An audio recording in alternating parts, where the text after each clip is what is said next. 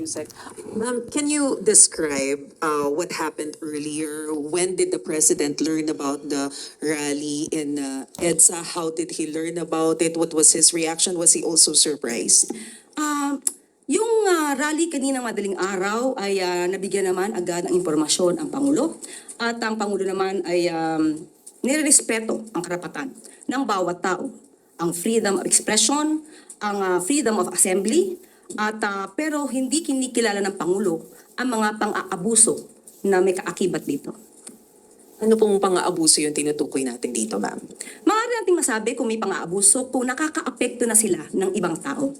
Karapatan din naman lahat natin na galangin din ang karapatan ng bawat isa. Ano po yung instruction ni Presidente when he learned about this rally? What did he tell the people in authority?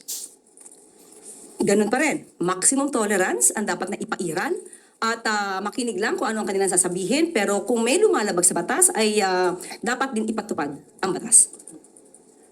Pero dito po sa Malacanang, may nakita po ba tayo na dahilan para mas maghigpit ng security? Naka-heightened alert po ba yung Presidential Security Command? Nagmamonitor po ang Pangulo. Nagmamonitor po sa mga galaw, hindi para lamang sa palasyo, kundi para sa taong bayan na naaapektuhan, na naiipit sa trapiko dulot nitong rally or protesta. Does Malacanang see this as a threat, ma'am? Wala pong nakikitang threat dahil alam naman po ng Pangulo na ang kanyang ginagawa ay para sa taong bayan. So kung meron lang po siguro mga ibang interes o interes ng ibang grupo, interes ng ilang tao, hindi po siya dapat na maging hadlang sa pagpapatupad ng Pangulo at ng administrasyon ito ng batas. Thank you, Yusek. Yung sunod na tanong mula kay Katrina Domingo, ABS-CBN. Good afternoon, Undersecretary. How grave is the impact of the rally in the eyes of Malacanang? Why did the President deem it important to or deem it fit to cancel several events this morning? Dahil nga po, Pangulo ay kailangan mag-monitor. Unang-una, ano ba yung impact? Grabe po ba ang impact ng rally o protesta na ito? Sa paningin po ng administrasyon, magkakaroon po ito ng impact hindi lang para sa palasyo, kung hindi sa buong mamamayan natin na naapektuhan ng surprise rally na ito. Alam po naman natin na kapag nagra-rally at gagamit po kayo ng kalsada ay dapat may permit. At hindi po ito dapat na inililihim para naman po makapaghanda ang gobyerno. So, magkakaroon po ito ng impact sa bawat tao, sa bawat trabahador, sa bawat estudyante, sa bawat pasyente na nakasakay sa ambulansya na dadaan sana sa EDSA. Lahat ng ito, pati tayo rito, ay maaapektuhan. Maaapektuhan tayo dahil sa ipinaglalaban ba nila ang isang karapatan? Karapatan ba ni Senator Marcoleta? Ang karapatan ng isang tao sa isang kaso ay binibigay naman po. Nandiyan naman po ang paggalang sa right to due process. So, ang mga nagrarally ay may sariling agenda. Mas na naisin siguro talaga nila na ito'y maramdaman ng mga taong hindi naman sangkot sa kanilang pagpaprotesta. Nagkakaroon lamang tayo ng mga collateral damage na apektuhan yung hindi na apektuhan, pero ito po ay makakaapektong malaki sa ekonomiya, sa bawat negosyo, sa bawat tao na kailangan pumasok sa kanilang eskwelahan, sa kanilang trabaho, o pumunta ng mabilisan sa ospital. Ma'am, yung administration po paulit-ulit na sinasabi na dapat managot ang dapat managot. How will the administration hold those protesters accountable given na nagrally po sila ng walang permit and as you mentioned, marami pong naabala dahil hindi nagkaroon ng rerouting and other possible arrangements ahead of that rally? Ang pakiusap lang po natin sana kung magkakaroon ng mga pagpoprotesta o gathering ay makipag-coordinate naman sa gobyerno dahil hindi naman ang gobyerno ay nagko-control o hindi nagpapahinto, hindi kayo pinipigilan sa anumang kilos na ginagawa nyo, provided that your action should be in accordance with the law. So kung meron po tayo makikita ngayon na violation ng anumang batas, ito po ay iimbestigahan at kung kailangan na managot at kitang-kita naman siguro kung meron paglabag sa batas, ay kailangan din po managot. Will the administration cower before these protesters who are calling for transparency ahead of the reported arrest of INC member and Senator Rodante Marcoleta? Hindi po natin po kasi alam kung ano ba yung purpose ngayon ng protesta. Although nadinig natin ang kanilang panawagan na ito ay patungkol sa, nakakuha po tayo ng kanilang statement. Hindi po. Pagpapatupad ng batas, transparency, may selective justice. So doon muna tayo sa pagpapatupad ng batas. Kung tayo po ay humihiling na ipatupad natin ang batas, hindi po ba dapat tayo din ay tumutupad sa batas? Tayo din ay sumusunod sa batas. So paano po ba natin maisisigaw na dapat kayong tumupad sa batas kung tayo mismo nagrarally ay hindi tumutupad sa batas? Sunod na tanong mula kay Tristan Nadalo ng Watch Plus. INC ka din. Okay, Yusek, follow-up lang din po muna po dun sa rally, no? Well, sabi niyo nga po nire-respect yung karapatan nilang magprotesta, but is there a directive from the President na kung hindi pa rin po sila aalis over a given time, ay kailangan na silang i-disperse? Because there are also reports or information that we're getting na pwede pong tumagal ng 1 linggo yung ganitong klaseng mga aktibidad. How prepared is the government or Malacanang to deal with such activities? Ang gobyerno naman po ay laging handa. Hindi para lamang isagip ang administrasyong ito, kundi isagip ang bawat tao na maaapektuhan ng rally na ito. Mas marami po ngayon ang naapektuhan dahil sa biglaan nilang pagdagsa sa EDSA. Just try to imagine, yan po ang daluyan ng trapiko. Marami pong dumadaan dyan. May mga tao na, kumbaga, emergency ang dahilan kung ba't dumadaan dyan. Pero naapektuhan dahil dito sa rally na ito, na ang isa nga sa nadinig natin ay tutol sila sa pag-iimbestiga kaugnay sa kasong di umano sangkot si Senator Marcoleta. So, hindi natin matatawaran ang kanilang dahilan, pero baka hindi maintindihan ng karamihan sa atin na mas naaapektuhan sila dahil sa pagpoprotekta sa isang tao. Yusek, in relation po to Senator Marcoleta, as thousands of Iglesia ni Cristo members nga po gathered to EDSA, sabi po ni Senator Marcoleta, ang kasalanan ko lamang po ay yung paglingkuran kayo. He also warned, ngunit kapag ako ay kanilang inaresto, hindi na po matutuloy yan yung kanya pong advocacy in fighting corruption and in sa flood control controversy. Akala po nila ay malilibing na ito sa limot. And he suggested that his possible arrest is also linked to Vice President Sara Duterte's impeachment.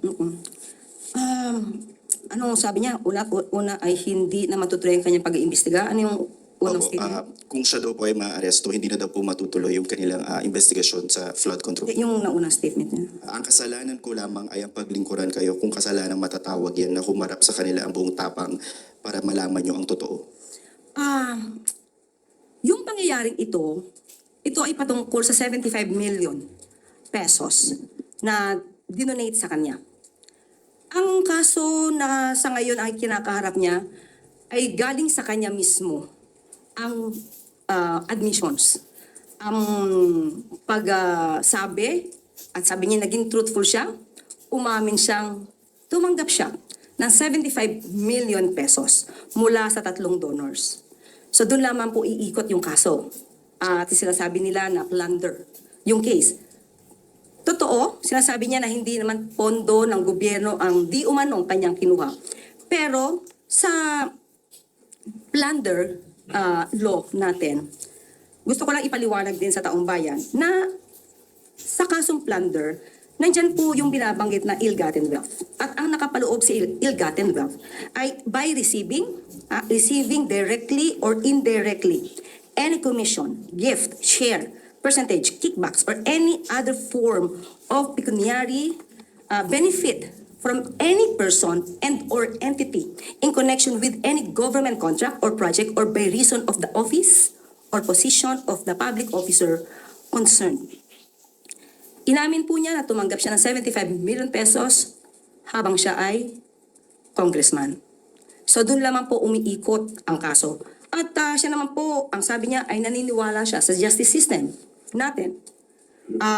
dahil tumututol sila noon sa pag-surrender sa ating dating Pangulo Duterte sa ICC. So pinanindigan nila na ang justice system naman natin ay umiiral. So bakit hindi natin paganahin ang justice system natin at hayaan natin ang proseso? Kung ito naman po ay kanyang madidepensahan ng maayos dahil sa kanyang mga ebidensya, mas maganda po na ang hustisya ang siyang humatol. Hindi sa pamamagitan ng pagrarally na naaapektuhan ang iba nating kababayan na hindi naman sangkot sa kaso na kanyang kinakaharap. In relation po dyan, si Vice President Sara Duterte naglabas din po ng statement accusing the Marcos administration of being defined by poor governance and of weaponizing the justice system by filing cases against imprisoning individuals who dare to speak out against alleged corruption. Sabi po niya sa kanyang statement, this administration has been defined by poor governance and its failure to acknowledge and address the country's real problems. Nag-ugat ang mga usaping ito dahil sa pagpapatupad ng Pangulo ng batas, sa mabilisang pagpapanagot sa mga taong sangkot. Kahapon, tinanong tayo, sabi natin kay Ivy, wala pang 1 taon, pero marami nang nakasuhan, marami nang naipakulong. Ang isa nga po ay kaalyado pa ni dating Pangulong Duterte. I am referring to Senator Bong Revilla. Walang sinisino, walang kulay. Wala pang 1 taon. Pero naiinip ang karamihan. Pero hindi sila nainip sa 6 na taon ni dating Pangulong Duterte na walang halos nagawang pag-iimbestiga. Ganito na po. Isang halimbawa, 2018, nandyan na rin po si Senator Marcoleta. Kanila po na kino-question, kini-criticize ang mga flood control projects noon na naging ghost projects. 2018 pa po ito, nandiyan na rin po Senator Marcoleta, pero wala tayong masyado na dinig kung meron mga pag-iimbestiga na isinagawa. Kahalintulad ng ipinagawa ni Pangulong Marcos Jr. ngayon. So sasabihin ba natin good governance? Definitely, absolutely, with regard to the administration of President Ferdinand R. Marcos Jr., we have this good governance. Ang itanong po natin ay kung ano ang nangyari sa nakaraan. Ba't di natin hanapin yung sinasabi ni dating Pangulong Duterte na ghost projects as early as 2020? Saan na rin po ba yung mga ghost projects at mga maanumalyang flood control projects na binabanggit ni dating Congressman Andaya? Bakit hindi rin natin ito hanapin? Hindi maaaring magturo basta ang Vice Presidente dahil ngayon lang po nagpaimbestiga ng ganito ang Pangulong Marcos Jr. Yung mga nakaraan na nagkaroon ng pang-aabuso sa pondo, maybe through build, nag-crossover pa sa panahon ni Pangulong Marcos Jr. Kaya nga po, nung napansin, nakita, nagpaimbestiga. Sunod na tanong mula kay Ivan Mayrina, GMA News. I-reiterate ko lang yung tanong ni Tristan Yusek because I think it wasn't answered. You repeatedly said na marami ho ang naapektuhan dito sa rally na ito. Collateral damage. You used the word collateral damage. Ang tanong ko ho ay at what point will government exercise its power and duty to restore law and order and allow people to go about their daily lives? Sa ngayon po ay mayroon naman pong iniutos ang Pangulo. Maaari ko po bang basahin kung ano ang binigay na order ng Pangulo sa PNP? Unahin ko na po ang PNP. The Secretary of the Interior and Local Government and the Chief of the Philippine National Police are presently at the PNP Command Center closely monitoring the situation on the ground. The Chief PNP has directed all concerned units to exercise maximum tolerance at all times and to work toward the swift restoration of normalcy in affected areas. The PNP remains fully deployed and on full alert, ensuring that the safety and security of all parties, the rallies, the public, and our own personnel are protected at all times. Yan po ang mensaheng ipinaabot ng PNP. Sa ngayon po, hindi ko po maibibigay categorically kung ano pa ang dapat gawin at magiging aksyon ng ating mga otoridad. So, ibibigay ko na lamang po sa inyo kapag meron po tayong panibagong update. Next question, ma'am. May decision na ho ba kung tutuloy ang Pangulo sa kanyang official visit to Canada tomorrow? Wala pa po tayong update sa ngayon at mas maganda po nakausap naman po natin ang DFA na si Secretary Tess Lazaro po ang makakapagbigay ng sagot patungkol po dyan. Okay, sunod na tanong mula kay Ace Romero, Philippine Star.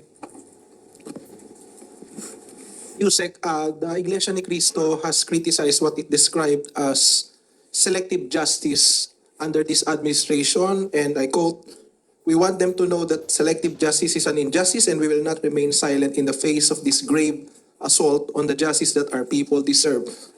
Do you share the view or do you agree that there's selective justice under this administration? Sa ngayon ay wala pong selective justice na namamayani sa administrasyon ni Pangulong Marcos Jr. Kaya nga po kahit na kaibigan, kaalyado, nauna pa po na nakulong, na-detain, at ngayon ay humaharap sa kaso na plunder at graft case. Doon pa lamang po ipapakita na totoo ang sinabi ng Pangulo. Kahit anong kulay nyo, kamag-anak, kaibigan, kapag kayo po ay may ebidensya at may ebidensyang laban sa inyo, sa korte nyo na lamang po ito ipaliwanag o depensahan. At kung kayo po ay makakapagdepensa ng sarili, yun naman po ang masasabi din nating justice. So mas masasabi po siguro nating selective justice kung gagamit ng impluensya, karahasan, pananakot, para lang hindi makasuhan ang isang kaalyado. Yun po ang selective justice. Okay, the INC also expressed support for Senator Marcoleta, and they said, what we find puzzling is why the very person who has been pushing to expose those allegedly involved in this massive theft, referring to the flood control, from the Filipino people, is now the one being charged and imprisoned instead of those he exposed. What do you say to those statements? Because the group seems to link the case with the expose. Okay. First of all, it was Senator Marcoleta who admitted everything about the 75 million pesos that he received from the three donors. Walang nagbigay sa kanya ng utos na i-explain mo to. Nagkataon lang po na yung kanyang salin at sose ay hindi nagtugma at yung mga taga-media ay kinall out bakit mas malaki ang sose yung kanyang campaign expenses or election expenses as compared sa kanyang salin. And there, he admitted in his own program how he received the 75 million pesos from persons who did not want to be identified. Sa kanya po nanggaling ito. Hindi po siya pinipili. Nagkataon po na yung ebidensya ay siya mismo ang nag-reveal. Kung patungkol po na dahil hindi niya na maipapalabas ang katotohanan tungkol sa flood control mess, hindi po siya nag-iisa. Dahil ang administrasyon na ito ay gusto po ring malaman ang lahat ng katotohanan at gusto mapanagot ang lahat ng sangkot. Kung sasabihin niya po na siya lang ang daan para mapatunayan ang mga pangyayari, hindi po siya nag-iisa. Marami pa po. Kahit po kayong mga taga-media, pag nadyadyaan po yung mga resource persons, kahit wala pong Senado, kahit walang Senate hearing, makukuha niyo po ang katotohanan basta totoo ang kanilang sasabihin. At kailangan na kayo ang magtanong dahil ang mga tanong niyo ay walang kulay at hindi spoon feeding.